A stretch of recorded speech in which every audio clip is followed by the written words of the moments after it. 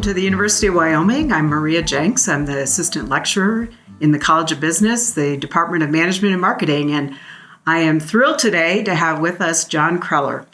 John is a graduate of the University of Wyoming and a member of the alumni board as well.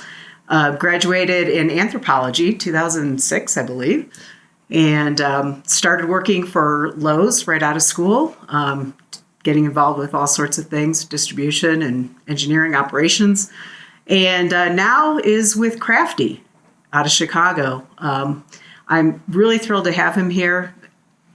Fabulous career story, really interesting business model, Crafty. So thank you for being here, and thank you for sharing your story with us. Absolutely. Thanks for having me. I'm super excited to share my experiences from my time in Laramie up until now with Crafty.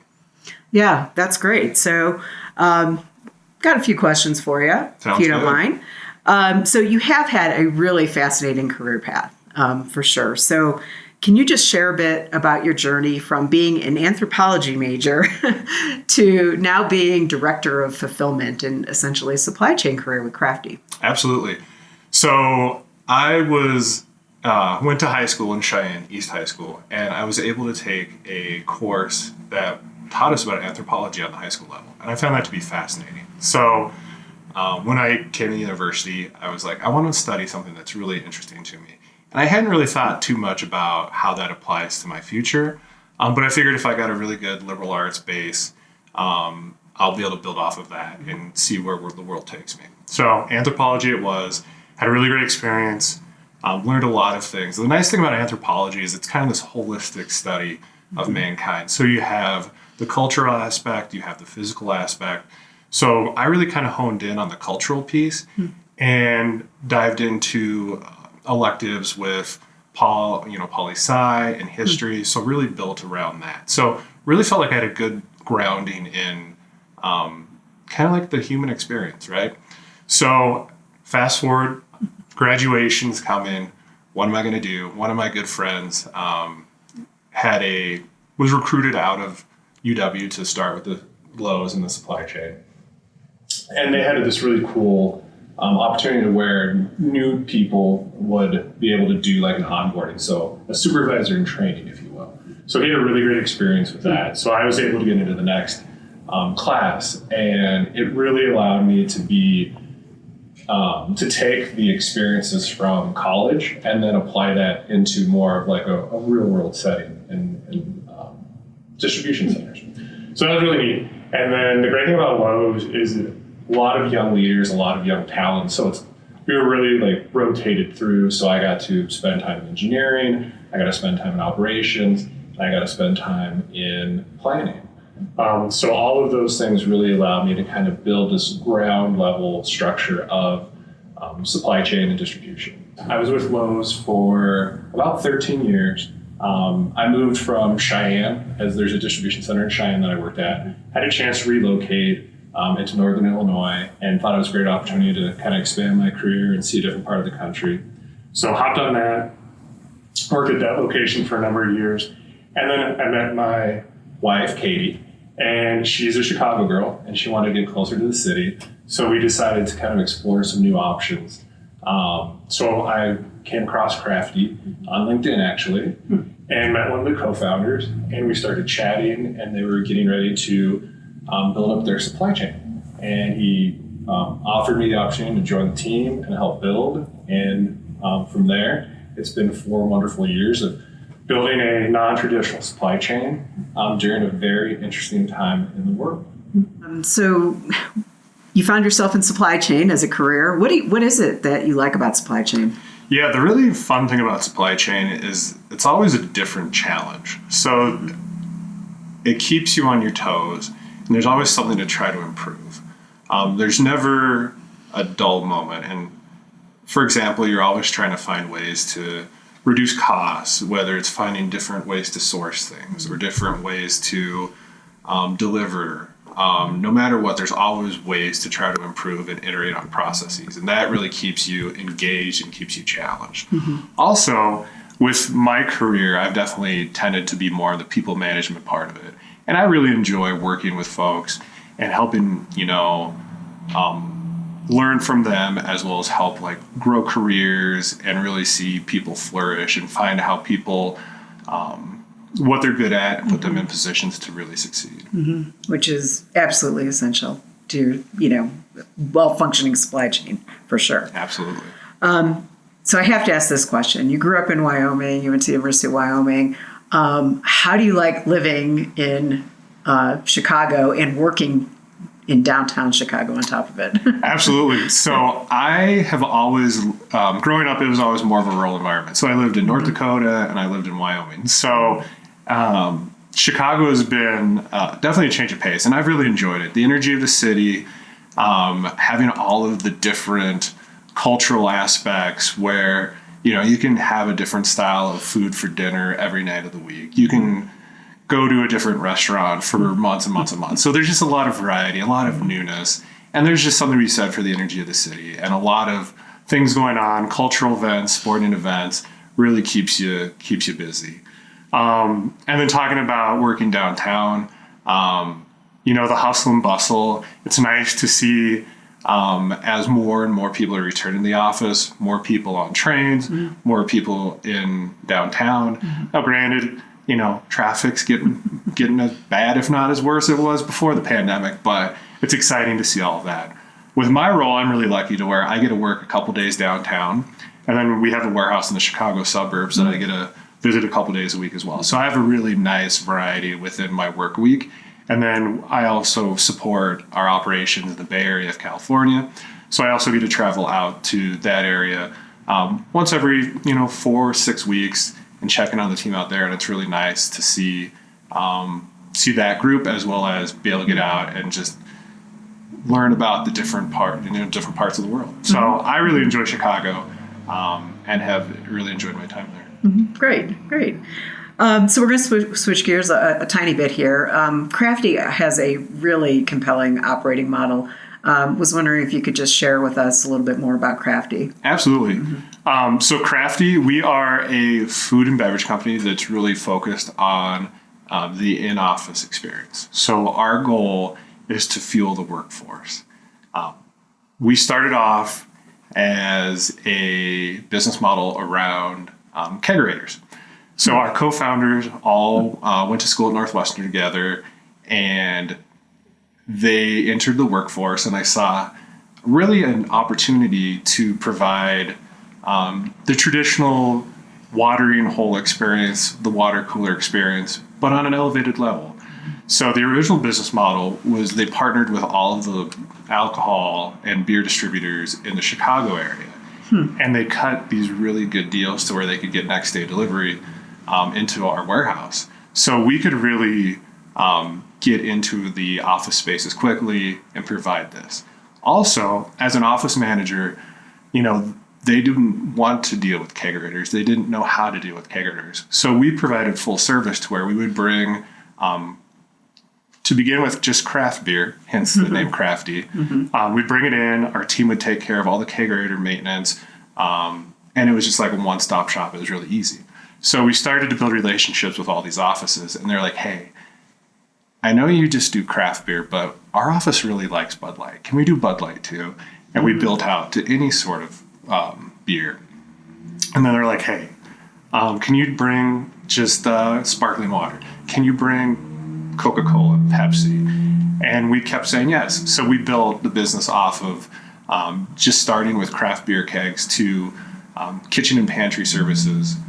We've also expanded to our own cafes. So in some of our client locations, we'll have crafty baristas who run a cafe just like your local Starbucks, to where they're very talented baristas, beautiful latte art, and it's all right there for our clients and their employees to enjoy.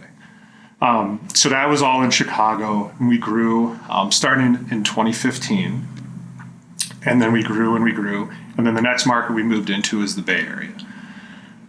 So our ideal customer is going to be, an office with 200 plus employees that really are in competitive scenarios to where they really want to have a great in-office experience. So the Bay Area makes sense. Lots of VC, lots of tech, lots of biotech. So that was our next move. So in 2018, 2019, we started to build out our operations in the Bay Area. We have a warehouse in Oakland, and we run all of our operations in the Bay Area as well. We have our own delivery drivers, our own warehouse team. Crafty employees provide all the on-site services. So that's kind of where we started. And then, as with everybody in 2020, the pandemic hit, so we really had to pivot. Our revenue, dropped significantly as in-office participation decreased. So we really kind of pivoted. We created a program called Crafty in a Box. So Crafty in a Box is our direct-to-customer fulfillment. So you can go to the box.craftydelivers.com website. You can order snack boxes. You can order bulk snacks, and we'll ship them out of our Chicago warehouse directly to your doorstep. That was a really big part and a really big pivot to our growth during the pandemic and coming out of the pandemic, because we could talk to clients and say, hey, we can take care of your employees that are at home. If you have a hybrid workforce, we can take care of those as well, and we can still take care of an office. So any sort of situation, any sort of setup you have for your employees, Crafty can take care of it. So that really helped springboard us out of the pandemic. Another thing that is really different about our model is we have vertical supply chain in Chicago and the Bay Area. So we source all our own things, we store it, and then we deliver it and we merchandise it.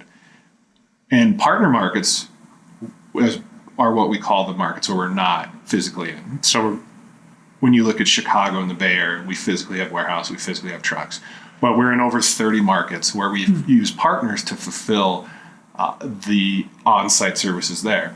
So we will provide our technology, we will provide our account management services, and we'll just have a third-party partner provide the fulfillment. So they will provide the snacks, the beverages, and take care of those sorts of things. So that really allowed us to scale very quickly coming out of the pandemic. So like I said, we're in over 30 markets. We're actually international as well. So it's really been exciting to see how we've been able to run both direct market and indirect market operations to be able to really scale our business quickly. So internationally, you have customers, not warehouses internationally, but customers internationally? Correct, yeah. So something that's really important to our business model is being able to talk to an organization and say, hey, you might have an office in London, New York, San Francisco, and Austin. And if we can be your sole provider for food and beverage, we'll take care of all the invoicing. You'll just talk to Crafty. You'll be able to use our technology to manage your spend and manage your consumption, see what's popular in your office. That's been a really big selling point for us. So that's allowed us to become international, to where we don't have a huge international footprint. I would say we're in 7 markets internationally, but we definitely do have that ability to be able to meet our potential clients wherever they may be. So bringing craft beer and coffee into the workplace, you can sign me up for that. Yeah, we need to get you here to Laramie, I guess. Absolutely, yeah. We joke that our delivery drivers are some of the most popular people. That, hey, the beer guy's here. They feel like rock stars when they walk in with a fresh keg on a Thursday before happy hour. That's great. So earlier you had mentioned that you kind of view yourself as being a non-traditional supply chain. It sounds like you've touched on some of those elements. Is that what you were referring to by non-traditional? Yeah, absolutely. So it's really been fascinating to see how we could pivot and be able to scale quickly and be more asset light. So like we talked about earlier, in Chicago and the Bay Area, we have warehouses, we have our delivery trucks, and all of that. We have a procurement team and a merchandising team that sources the products, chooses our assortment. So that's the vertically integrated piece of our business. And then we also work with partners in the different markets to where we provide technology, we provide the account management piece of it, but they actually do the fulfillment. And also something that's fun about that is usually we work in markets where, our competitors are the Armarks of the world, the Sodexos, the Canteens. So we find partners that don't fall under those umbrellas. So it's really neat to work with these partners, learn from them, also help support them with some of our learnings. So it's really been a great experience. for us to work with additional partners to just continue to build best-in-class operations. Great. So you touched a little bit about 2020 with the pandemic. I want to just go back to that a second because that just, if you're in supply chain, that was a really probably the most difficult time of your career. It just felt like not only did we have the pandemic, but, it just felt like you feel like you got one thing under control and then the next concern or issue would come up. So, from supply disruptions, we had logistics issues and log jams, out in the ports out in California with stuff coming over from Asia, and then, workforce issues. And it just was like one thing after another. How did you feel as all of that was unfolding, and what are some of the other things that made you guys successful during that time period? Yeah, it was a wild time, that is for sure. We were very fortunate to where we have a very agile team and we are able to pivot quickly, and we have a lot of really smart folks who are able to make decisions and really kind of keep ahead of the game. But during that time, it was tough. The example I think about are delivery trucks. So, for example, when the very beginning of the pandemic, everything shuts down. So manufacturing shuts down, gets behind. Then when the plants can open up, then we have a chip shortage. So then, sure, the truck's done, but it doesn't have the technology needed to be able to run correctly. And then also during the time, which made things even more difficult to source, you had some very big players in the game signing exclusive contracts on production of vehicles. So we had to be really flexible and really think about what kind of vehicles do we need, and we had to kind of pivot on our fleet makeup to be able to make sure that we had enough vehicles to get the product to our customers. So that was just kind of one example of how we really had to be quick on our feet to figure out what we need to do to keep day-to-day operations running. And you're successful, and the business is continuing to, just grow by leaps and bounds. So what are you thinking about in terms of the future for Crafty? What, if you crystal ball over the next 5 years, what are the main things that you guys are going to be working on? Absolutely. So a big part of Crafty is our technology. So we have a full tech team. We have over 20 folks on our tech team, and we build a lot of our own tools. So a big focus over the next couple of years is really rounding out our technology. So our technology touches across the gamut. So our technology is built for our customers so they can see what are they consuming on, what's popular in their office, how much are they spending, how much are they spending per category. So really having that information at the hands of the office manager and then extrapolate that out to the global individual managing that. So it's really easy for them to see what's going on and make decisions. So that's a big part of it. So continue to grow that. And then we also have our operational technology. So we have our own homegrown warehouse management system that we continue to build on and iterate on. We also have our own app. So the really neat thing about our app is it allows us to track and monitor and create more efficient ways to do on-site operations. So our delivery drivers, they come to a client site, they pull open their phone, and they have a list of tasks to do.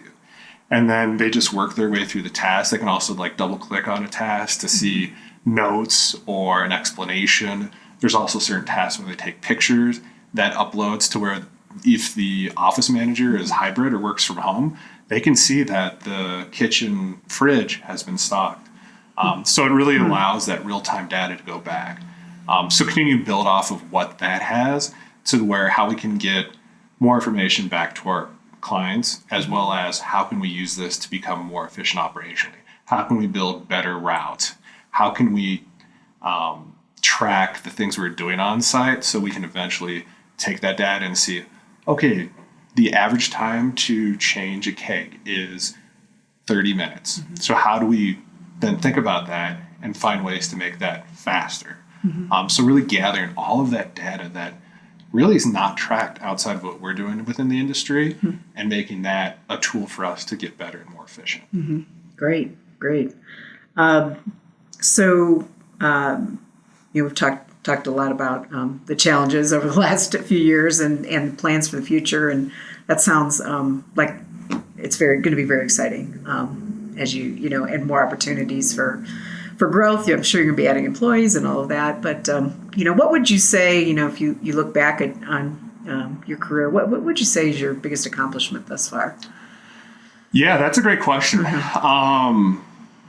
So what I probably take the most joy in and pleasure in is seeing the team grow and improve, and seeing folks who take on more and more responsibilities. So somebody who starts off as a specialist, a delivery specialist, a delivery driver, they build their skills and become a supervisor and then a manager. So really building the team and seeing them grow in their career is very rewarding. If we think more of like an operational related project, we recently went through a transition to where our delivery drivers are doing a lot more of the on-site services. So we've had to transition a number of clients from one model to the next, and that's really been a big organizational, cross-functional project, and it's really going to allow us to continue to scale and grow much more efficiently into the future. So that's really been a rewarding project that really sets Crafty up to grow and be much more profitable and really scale efficiently in the future. So that's been a very rewarding project. Great. So, you pretty much joined Crafty when it was still, close to a startup, right? And you've seen it grow. A lot of times as organizations move from that, startup phase and, experience the volume of growth that Crafty has, they run into a lot of challenges a lot of times, right? And growing pains. But, it sounds like with respect to, that investment in technology, but then most importantly, investment in the people, right? I was very lucky. Yeah. Investing in the people is key. And I joined Crafty prior to our Series A raise. So we were still very much, we had raised some money, but very much bootstrapped, very much focused on figuring out how are we going to do this and how do we do this the right way to be able to scale. And then we can go out and raise money and then take that money to apply to what we've proved is a successful formula and then just scale it out. So that's been really fun to see, pre-Series A to where we are now has been super rewarding. And then going back to investing in the people, that's another great thing about Crafty is we have so much internal growth and mobility within our organization.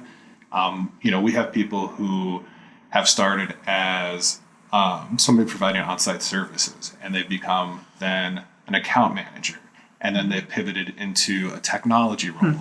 So it's really amazing to see how Crafty invests in employees and tries to figure out, like, okay, so what are you interested in? Where do you want to be in 5 years? And how do we get you there? And that's really keeps a lot of us coming back because the investment in the people is amazing.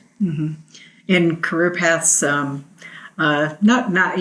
always linear. And as you're sitting there in college, where you end up going, may very well be something that you can't even imagine as you're sitting in the classroom, right? And you are a living example of that.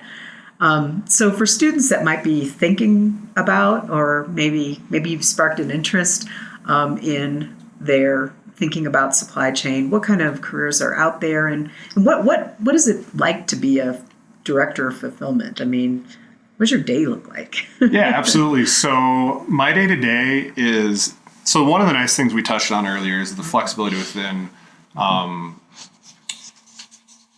where I'm working at. So I'm at HQ, I'm in the field, at client sites, I'm at the warehouse. So I have a lot of flexibility. So I would say, generally speaking, if you look at my day, it's checking in on operations, seeing how things are functioning, helping support the team if there's anything that we need to troubleshoot. And then a lot of it, as we look in the direct role, is about strategy and development. So development of processes and development of the team. And then as we think about strategy, actually yesterday, I was in Chicago. We had all the directors and VPs and the co-founders together. We were doing our Q1 review, which is always so much fun because you get to hear from each department of what the wins from Q1, some of the opportunities that we need to work on, and some of the lessons learned and where we're going for the rest of 2023. So that always is a great experience. So some of that strategy work would be cross-functional, where I might be working with someone in technology talking about how can we improve the app, or I might have time with marketing to talk about how do we better drive Crafty in a box sales, or working with other operational partners and thinking about, okay, how do we make these on-site services more efficient? So it's really a nice balance of day-to-day as well as thinking about strategy and long-term growth. Mm-hmm. And that's the fun thing about supply chain. I always say supply chain is the nerve center of the business. And that's a great example. You just hit on it about how you interact with so many different functions of the organization. And, supply chain is a key part of the strategy, for the business, and certainly the catalyst for growth. Yeah, I think that if there was lots of things learned from the pandemic, but I think people started to appreciate more the supply chain, the importance of having a robust supply chain, the importance of having really strategic and strong professionals within their supply chain, because it is so important. It's the lifeblood of commerce, of day-to-day life. So it really has definitely come to the forefront. And when you think about, students thinking about supply chain careers, I think my big point would be it's going to be around. It's going to grow. There's going to be changes, right? As AI improves, as other technologies improve, it'll change, but it'll always be a part of our lives. So you don't have to worry about never being able to find a job or having a stagnant career. So I think supply chain is a great area. And then you can have offshoots. You can think about within supply chain procurement or merchandising, or you can think about warehouse and distribution operations, or you can think about strategy. So there's lots of different things within supply chain to where you can bounce around and try different things and continue to challenge yourself. Oh, that's great. So we've got a few minutes left here. Any other final bits of advice or thoughts that you'd like to leave everyone with? Yeah, I would say just be open to where kind of the world takes you, right? So I think it's important during your early years to really see what you like and what you're good at and build a tool set while you're still figuring that out. So, coming out of college, you might not find the job or the career that you want to keep, but focus on building transferable skills that can be a positive to no matter the field you're in. It can be something that you can use. I would say within that, you got to be comfortable trying things. You got to be willing to ask for help. You got to be willing to fail. And those are all okay. And you're going to have some wins and you're going to take some losses. But how you respond to the losses is the key, and that's how you really can become successful in your career, is taking learnings from things that didn't go well, applying them, and then having better results the next time. Yes, I hear that. Well, John, thank you so much for joining us today, and also for sharing your experience, your kind of not only your non-traditional supply chain, but kind of an unconventional career path as well. It was really fascinating to hear about all of that and hear about Crafty and the business model. So thank you for giving back to UW as well, and go Pokes. Thank you. Go Pokes.